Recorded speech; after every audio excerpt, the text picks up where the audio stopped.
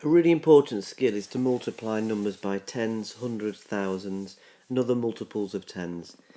In this video I'm going to show you how to multiply the number 72.3 by 1000. I'll do quite a long explanation, but it's very simple and quick to do in reality. So first of all, if you consider the number system, starting with units, then tens, then hundreds, then thousands, then 10,000s, and so on. And after the units we have decimal places, and then we have tenths, we have hundredths, and so on. That's how the number system works that we use. So the number 72.3, the 7 means 7 tens or 70, the 2 stands for 2 units, decimal clearly means a decimal, and the 3 stands for 3 tenths. When I times something by 1000, if you just count the number of zeros, because there are 3 zeros, it means everything's going to move 3 places and get 3 times bigger. So this 7 will move 1, 2, 3 places, and so will all the other digits. So I'm going to move the 7 across now. The 2 also moves 3 places to the left, as does the 3. Now I've always got to make sure I fill up any remaining gaps up to the decimal point, so up to here with zeros. So I've got one gap here under the tens and another gap under the units. So the answer is 72,300. There are other ways of doing that by considering moving the decimal place, but this is probably the best way if you've not done it any other way before.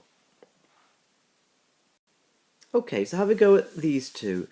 Both slightly different to the first example. The first one is multiplied by 100 and the second one is a decimal number multiplied by 1000.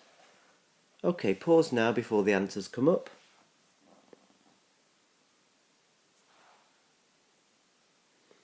Okay, so let's look at the first one first of all. I'm going to start by writing out those number systems again. Units, tens, hundreds, thousands, 10,000s.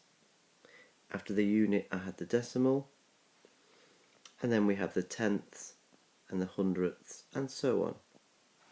Okay, so my first number, which is 5.31, because there are 2 zeros, I'm going to move it 2 places. It's going to get 2 times bigger. So that 5 will go 2 to the left onto the hundreds, the 3 goes 2 to the left, and the 1 goes 2 to the left.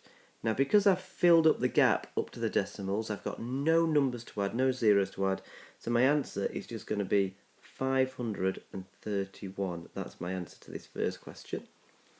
The second question, 0.21 times 1000. Let's get some space. So I'll start by putting in my 0 on the units, my decimal is the decimal, and then 2 and 1.